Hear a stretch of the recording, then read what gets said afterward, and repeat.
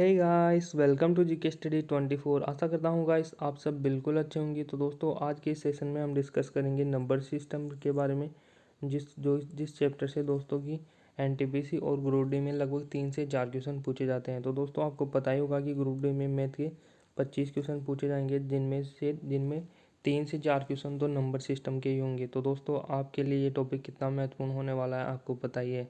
तो दोस्तों number system को हम 3 से 4 पार्ट में डिस्कस करेंगे। तो दोस्तों आज के सेशन में हम डिस्कस करेंगे नंबर्स के बारे में, यानी कि नेचुरल नंबर क्या होता है, प्राइम नंबर क्या होता है, और दोस्तों हम डिविजिबिलिटी रूल भी देखेंगे दोस्तों। तो आप इस चैनल को सब्सक्राइब कीजिए और वीडियो को ज़्यादा से ज़्यादा लाइक शेयर कीजिए। तो दोस्तों स्टार्ट करते हैं आज का सेशन। दोस्तों हम पहले जानेंगे कि अंक क्या होते हैं, जैसे डिजिट किसे कहते हैं हम। तो दोस्तों 0 से 1 2 3 4 5 6 9, तो दोस्तों इन्हीं से सारे नंबर बनते हैं। तो ये क्या है, हमारे पास डिजिट है दोस्तों। इन्हीं 10 अंकों से सारी डिजिट बनती हैं। तो दोस्तों आपको डिजिट के बारे में पता चला, जैसे कि 0 से 9 तक की पूर्ण संख्याओं को हम क्या कहते हैं, अंक कहते हैं। तो दोस्तों आपके लिए थ्योरी भी इंपॉर्टेंट है, क्योंकि एग्जाम में सीधा सीधा थ्योरी से भी कभी कभी क्वेश्चन पूछ लिया जाता है। तो दोस्तों अब देखेंगे हम प्राकृतिक संख्या यानी कि नेचुरल नंबर, ये क्या होता है। तो दोस्तों नेचुरल नंबर होता है 1 से अनंत तक की सारी संख्याएं क्या होती है, नेचुरल नंबर। 1 से लेकर के अनंत तक की सारी संख्याएं क्या होती है, नेचुरल नंबर। तो दोस्तों आपको पता होना चाहिए कि नेचुरल नंबर क्या होता है। तो 1 से अनंत तक की सारी संख्याएं क्या होती है, नेचुरल नंबर, यानी कि प्राकृतिक संख्याएं होते हैं। तो दोस्तों अब नेक्स्ट हम डिस्कस करेंगे पूर्ण संख्या यानी कि वोल नंबर। तो दोस्तों वोल नंबर क्या होता है। दोस्तों इसमें कुछ नहीं होता, जो नेचुरल नंबर होते हैं ना उसमें जीरो को और ऐड कर लिया जाता है। तो दोस्तों जीरो से स्टार्ट होके 1 2 यानी कि अनंत तक जाने वाली सभी संख्याओं को हम क्या कहते हैं, वोल नंबर। तो दोस्तों जिनमें जीरो भी ऐड कर लिया जाए जिन नेचुरल नंबर में, हम उनको क्या कहेंगे, वोल नंबर यानी कि पूर्ण संख्याएं। तो दोस्तों आप इनको पॉइंट टू पॉइंट समझते जाइएगा दोस्तों।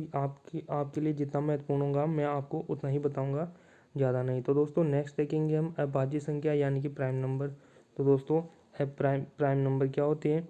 दोस्तों वह संख्या जिसमें एक और खुद का यानी कि एक से बड़ी जो भी संख्याएं हैं जिनमें एक का और स्वयं का भाग जाए, वो संख्याएं क्या होती हैं, सभी क्या होती है, प्राइम नंबर। एक से बड़ी वे संख्या है जिनमें एक और स्वयं को छोड़कर किसी और संख्या का भाग न जाए, खुद ही का भाग जाए, तो वो क्या होगी, प्राइम नंबर होगी। दोस्तों एग्जाम्पल से समझिए, जैसे कि 2। तो दोस्तों 2 में एक का और स्वयं 2 का ही भाग जाता है, इसलिए ये क्या है, प्राइम नंबर है। दोस्तों फिर 3, तो 3 में दोस्तों 3 का और 1 का ही भाग जाता है, इसलिए ये प्राइम नंबर, यानी कि इसमें खुद का और 1 का ही भाग जाता है। दोस्तों आगे भी इसी प्रकार से जैसे 11 है, तो 11 में भी स्वयं का और 11 का ही भाग जाता है, इसलिए ये प्राइम नंबर है। तो दोस्तों आपके माइंड में ये सेट हो जाना चाहिए कि प्राइम नंबर हम किसे कहते हैं। तो दोस्तों वे संख्या है जिनमें खुद का और एक का ही भाग जाए, वो क्या है, प्राइम नंबर। तो दोस्तों एग्जाम में जैसा कि क्वेश्चन सीधा सीधा पूछ लिया जाता है कि 1 से 100 के बीच कितनी प्राइम संख्या है। तो दोस्तों आपको यह याद होना चाहिए कि कितनी संख्या है, 25 प्राइम संख्या है। जैसे दोस्तों 2 3 5 7 11 और फिर आगे आ जाएगी जैसे 13, तो 13 में भी खुद का और एक का ही भाग जाता है, जैसे 17 है। तो दोस्तों ऐसी कितनी संख्या है, 25 प्राइम नंबर है 1 से 100 तक के बीच में। दोस्तों अगर आपको 1 से 50 तक के बीच की पूछ ली जाए तो ये कितनी होती है, फिर 15 होती है। कितनी होती है, 15 होती है। तो दोस्तों आपको समझ में आ गया होगा कि प्राइम नंबर क्या होते हैं। तो दोस्तों नेक्स्ट डिस्कस करते हैं हम। नेक्स्ट गाइस भाज्य संख्याएं। दोस्तों भाज्य संख्या हम उनको कहते हैं जो कि 1 से बड़ी होती हैं और जिनमें स्वयं का और किसी और संख्या का भी भाग जाए, उनको क्या कहते हैं, हम भाज्य संख्या। तो दोस्तों सीधा ये एग्जाम्पल भी, जैसे कि दोस्तों यहाँ पर 4 है, तो 4 में एक का और एक से बड़ी यानी कि 2 का भी भाग जाता है और 4 का खुद का तो जाता ही है। तो दोस्तों आपने देखा कि प्राइम नंबर में तो हमें क्या पता था कि एक का और स्वयं का ही भाग जाता था। और दोस्तों भाज्य संख्या में क्या होता है कि खुद के अलावा और एक के अलावा किसी और संख्या का भाग और जाता है, वो क्या होती है, भाज्य संख्याएं होती हैं। दोस्तों जैसे कि यहाँ पर कितने 8 हैं, तो 8 में गाइस किसका भाग जाता है, 8 में 2 का भी जाता है, 4 का भी जाता है और 1 का भी जाता है। तो दोस्तों ये क्या है, भाज्य संख्या है। दोस्तों भाज्य संख्या कौन सी, जिसमें खुद के और एक के अलावा किसी और का भी भाग जाए, तो वह संख्याएं क्या होती हैं, भाज्य संख्याएं। दोस्तों यह भी आप माइंड में सेट रखिए। दोस्तों नेक्स्ट है हमारे पास पूर्णांक संख्याएं। तो दोस्तों पूर्णांक संख्याएं क्या होती हैं, हम डिस्कस करते हैं। तो दोस्तों पूर्णांक संख्याएं बेसिकली 2 प्रकार की होती हैं। यानी कि पॉजिटिव पूर्णांक संख्या और नेगेटिव। दोस्तों ऋण पूर्णांक संख्या है और धन पूर्णांक संख्या है। दोस्तों इसको मैं अगर बेसिकली शॉर्ट टर्म में बताऊँ आपको तो दोस्तों जैसे माइनस इन्फिनिटी से यानी कि माइनस की संख्याओं से अगर मैं आऊँ, जैसे माइनस फिर 5 आ गया, -4, -1 और 0 और फिर प्लस का 1 और फिर डैश डैश अनंत तक। यानी कि गाइस माइनस इन्फिनिटी यानी कि माइनस अनंत से प्लस अनंत तक की जो भी संख्या है सारी वह क्या है, पूर्णांक संख्या है। क्या है गाइस, पूर्णांक संख्या है। तो दोस्तों आप देख रहे होंगे कि इसमें जो माइनस वाला पार्ट है उसे हम ऋण संख्याएं कह देते हैं, ऋण पूर्णांक संख्याएं कह देते हैं। और दोस्तों और 1 से लेकर के प्लस अनंत तक की संख्याएं को हम पूर्णांक धन पूर्णांक संख्याएं कहते हैं। और दोस्तों यहाँ पर 0 बेसिकली क्या होता है, उदासीन नंबर होता है। तो दोस्तों आपको अगर यहाँ से मैं रिवीजन भी कराऊँ सभी संख्या होगा तो दोस्तों आप इसी में देख रहे होंगे कि 1 से लेकर के गाइस यहाँ पे आप देख रहे होंगे कि 1 से लेकर के जो प्लस अनंत तक की संख्याएं हैं वह क्या है, इन्हें हम किस रूप में पहले पॉइंट में डिस्कस किया था कि ये क्या है, नेचुरल नंबर है यानी कि प्राकृतिक संख्या है। और दोस्तों अगर इसमें 0 भी ऐड कर लिया जाए तो ये क्या हो जाते हैं, पूर्णांक संख्याएं हो जाते हैं। और दोस्तों अगर इसमें माइनस वाली सभी संख्याएं भी ऐड कर लिया जाए तो वो क्या हो जाती हैं, पूर्णांक संख्याएं। तो दोस्तों आपको यह कॉन्सेप्ट अच्छी तरह से माइंड में क्लियर हो गया होगा। तो दोस्तों चलते हैं नेक्स्ट पे।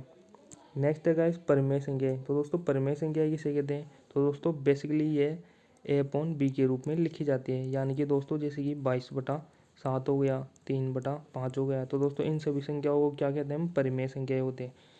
तो दोस्तों जैसे कि यहाँ पर पहला एग्जाम्पल दे रखा है कि ये p/q के रूप में p/q या a/b के रूप में लिखी गई है। तो दोस्तों आप देख रहे होंगे। तो दोस्तों ये सभी क्या है, परिमेय संख्या है। और दोस्तों इसमें ये कंडीशन होनी चाहिए कि जो नीचे वाली संख्या है ना वो कभी 0 नहीं होनी चाहिए।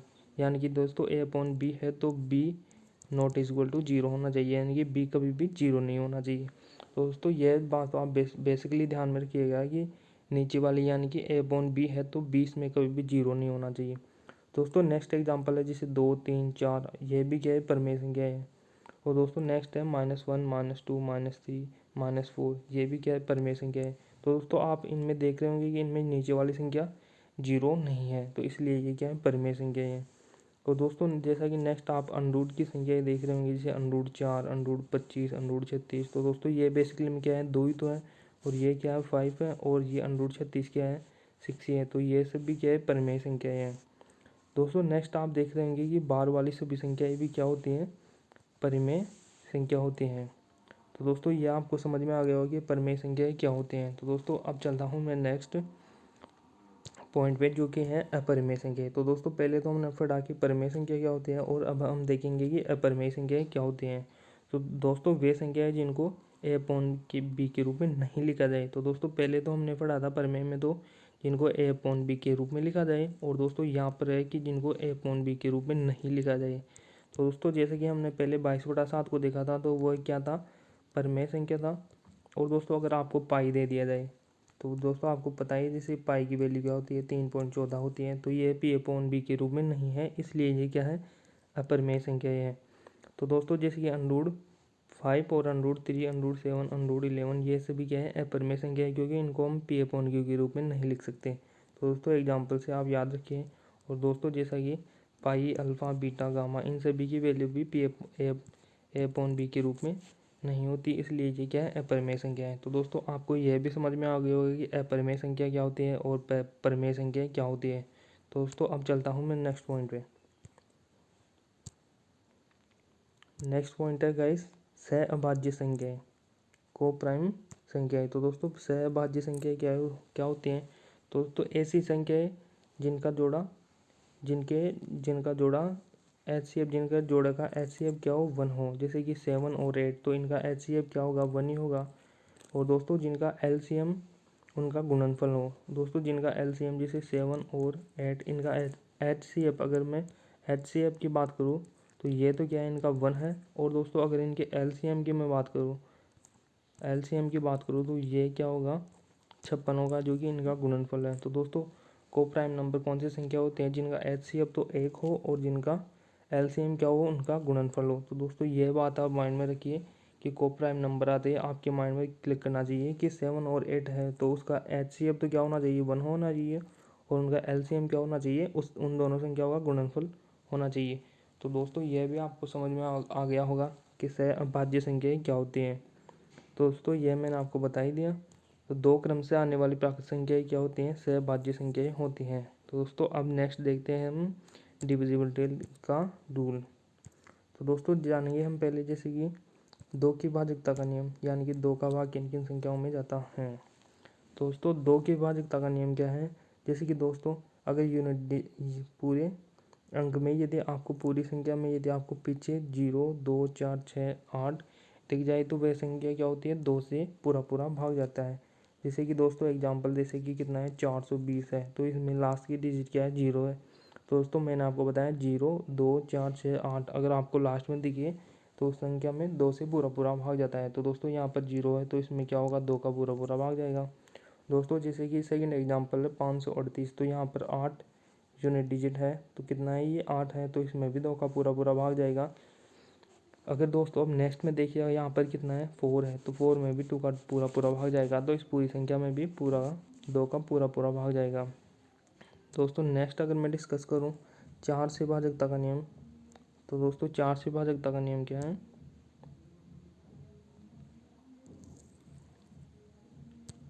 दोस्तों 4 से भाजकता का नियम अगर किसी संख्या की गाइस लास्ट की, जैसे कि दोस्तों यहाँ पर एग्जांपल है 424, तो दोस्तों आप देखिए कि इसकी लास्ट की दो लास्ट की जो टू डिजिट है उनमें 4 से भाग जाना चाहिए। तो दोस्तों यहाँ पर लास्ट की 2 डिजिट कितनी है, 24 है, तो 24 में 4 का भाग पूरा पूरा जाता है 6 बार, तो इसलिए इस पूरी संख्या में भी 4 से भाग जाएगा। दोस्तों नेक्स्ट एग्जांपल है 748, तो दोस्तों 48 में भी 4 का पूरा पूरा भाग जाता है, लास्ट की 2 डिजिट में 4 का पूरा पूरा भाग जाता है, तो इसमें भी 4 का पूरा पूरा भाग जाएगा। दोस्तों नेक्स्ट अगर एग्जांपल लूँ मैं, जैसे दोस्तों यहाँ पर कितना है 584, तो दोस्तों यहाँ पर लास्ट टू डिजिट में भी 4 का पूरा पूरा भाग जाता है 84 में। तो दोस्तों यहाँ भी क्या होगा कि ये भी 4 से पूरा पूरा भाग जाएगा। तो दोस्तों आपको समझ में आ गया होगा कि 2 से डिविजिबिलिटी का रूल क्या था।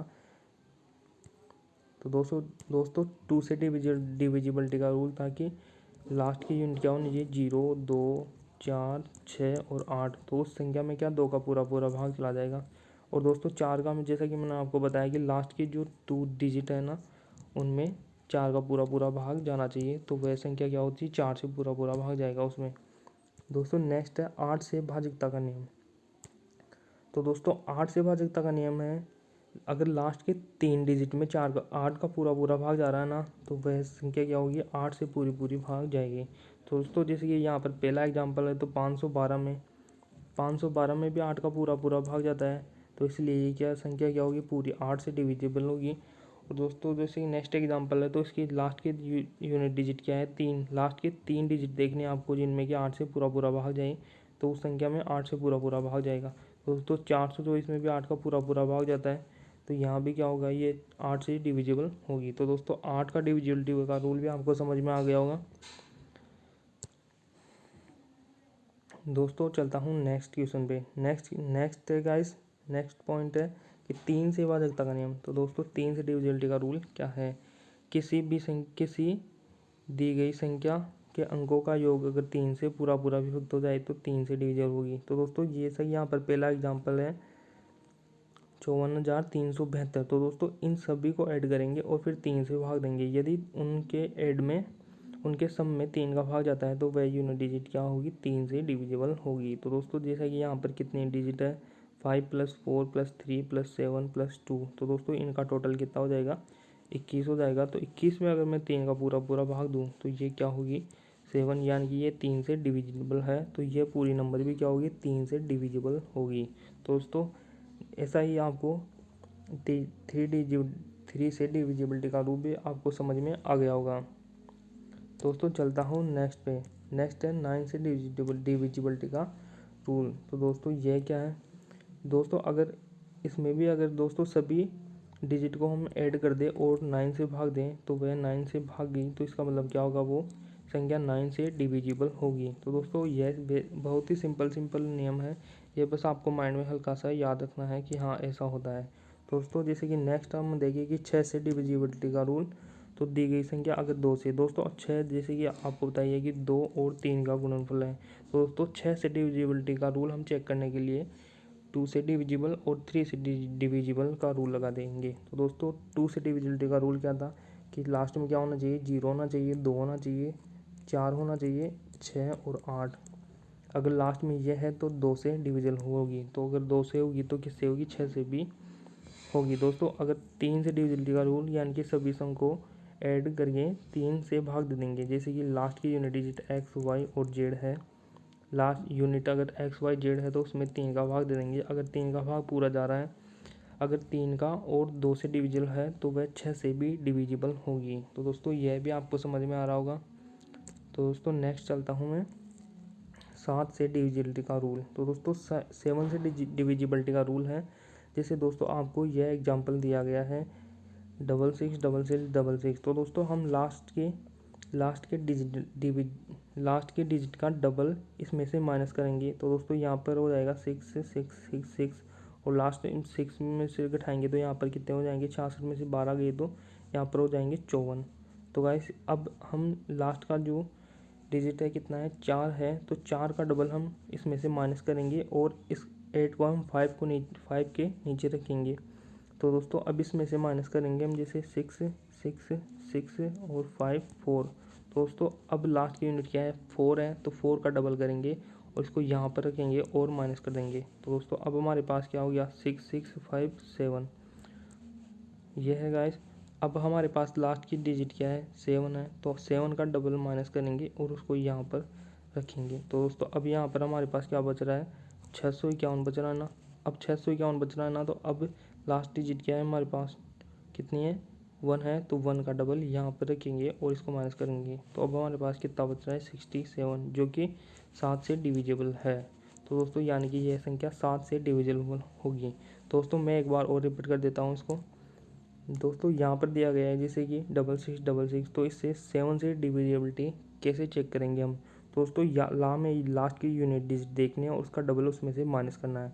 तो दोस्तों जैसा कि यह है पहला एग्जांपल, लास्ट की यूनिट डिजिट कितनी है, 6 है, तो 6 का डबल हम इसमें से माइनस कर देंगे तो हमारे पास कितना आ जाएगा, हमारे पास ये आ जाएगा। दोस्तों अब हम देखेंगे कि लास्ट में क्या है, 4 है, तो 4 का डबल माइनस कर देंगे इसमें से और इसको 5 के नीचे रखेंगे।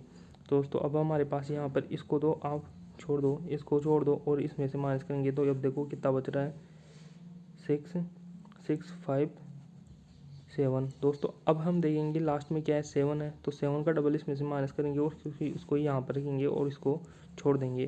तो अब हमारे पास कितना बच रहा है, 6 6 5 1 बच रहा है। अब हमारे पास लास्ट की डिजिट कितनी है, 1 है, तो 1 का डबल यहाँ से माइनस करेंगे तो हमारे पास कितना आ जाएगा, 63। और दोस्तों 63 7 से डिविजिबल है, तो इसलिए ये क्या होगा, 7 से डिविजिबल होगा। तो दोस्तों देखा आपने, ये काफ़ी सिंपल है और प्रैक्टिस करने से ये और भी अच्छी तरह से होगा हमारे से। तो दोस्तों हम लास्ट में इनकी प्रैक्टिस भी करेंगे। तो दोस्तों अब हम चेक करेंगे कि 11 से डिविजिबिलिटी का रूल। तो 11 से डिविजिबिलिटी का रूल क्या है दोस्तों, हम सीधा एग्जांपल से समझते हैं। तो एग्जांपल है हमारे पास गाइस जैसे कि 58 95 और 45। दोस्तों हम इनका एक को छोड़कर दूसरे का सम करेंगे और दोस्तों उनका सम उनको माइनस करेंगे तो उनका माइनस क्या होना चाहिए, 0। दोस्तों की जैसे हमारे पास है पहले 5, फिर क्या है 9 और फिर क्या है उसके बाद 4 और फिर है हमारे पास 8 और फिर क्या है हमारे पास 5 और फिर 5। दोस्तों इनका ऐड करेंगे हम, एक को छोड़कर एक का एक तरफ और एक को छोड़कर एक तरफ, इनका माइनस करेंगे तो हमारे पास क्या आ रहा है, 0। दोस्तों एग्जांपल हमारे पास 5 8 9 5 और 4 5। दोस्तों पहले हम देखेंगे हमारे पास क्या है 5 और फिर एक को छोड़ के हमारे पास क्या है 9 और फिर एक को छोड़ के हमारे पास क्या है 4। तो दोस्तों इनका सम कितना हो गया हमारे पास 18 और फिर इसको माइनस करेंगे और फिर हमारे पास क्या बच रहा था 8 प्लस फिर क्या बच रहा था हमारे पास 5 प्लस फिर क्या बच रहा था 5। तो इनका सम कितना हो गया दोस्तों, हमारे पास 18 हो गया, तो इसमें से माइनस कर देंगे तो हमारे पास क्या आ रहा है, 0। दोस्तों 11 से डिविजिबिलिटी का रूल भी आपको समझ में आ गया होगा। दोस्तों इसी तरह से हम सारे नंबर सिस्टम को डिस्कस करेंगे। तो दोस्तों आप हमारे साथ बने रहेंगे और चैनल को सब्सक्राइब कीजिए दोस्तों और वीडियो को लाइक कीजिए दोस्तों और ज़्यादा से ज़्यादा शेयर कीजिए दोस्तों। इसी तरह हम संख्या पद्धति के सारे टॉपिक डिस्कस करेंगे और लास्ट में इनकी क्वेश्चन प्रैक्टिस भी करेंगे। तो दोस्तों आप चैनल को ज़्यादा से ज़्यादा सब्सक्राइब और वीडियो को ज़्यादा से ज़्यादा लाइक शेयर कीजिए। तो दोस्तों आज यहीं तक क्लास रखते हैं और दोस्तों नेक्स्ट डिस्कस करेंगे हम नेक्स्ट की क्लास में। तो दोस्तों थैंक्स फॉर वॉचिंग। जय हिंद।